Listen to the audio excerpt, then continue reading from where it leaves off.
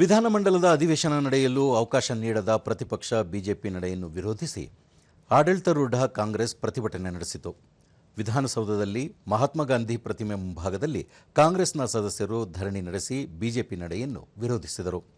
ಪ್ರತಿಭಟನೆಯಲ್ಲಿ ಸರ್ಕಾರದ ಸಚಿವರು, ಸದಸ್ಯರು ಪಾಲ್ಗೊಂಡರು.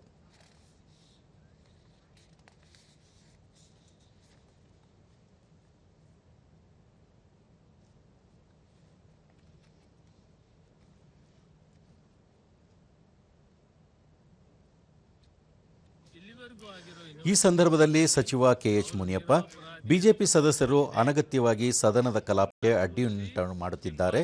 ಯಾವುದೇ ಚರ್ಚೆ ನಡೆಸಲು ಸರ್ಕಾರ ಸಿದ್ಧವಿದೆ. ಆದರೂ ಬಿಜೆಪಿ ಸದಸ್ಯರು ಚರ್ಚೆಗೆ ಅವಕಾಶ ನೀಡದೆ ಪ್ರತಿಭಟನೆ ನಡೆಸುತ್ತಿರುವುದು ಸರಿಯಲ್ಲ ಎಂದರು. ರೈತರ ಬಗ್ಗೆ ಏನಾದರೂ ಕಾಳಜಿ ಇದ್ದರೆ, ಈ ದೇಶದ ಬಗ್ಗೆ, ರಾಜ್ಯದ ಬಗ್ಗೆ ಕಾಳಜಿ ಇದ್ದರೆ ಅವರು ಈ ಅಭಾವ ಪರಿಹಾರವನ್ನ ಕುರಿತು ಸದನದಲ್ಲಿ ಚರ್ಚೆ ಮಾಡೋದಕ್ಕೆ ಅವಕಾಶ ಮಾಡಿಕೊಡಬೇಕು.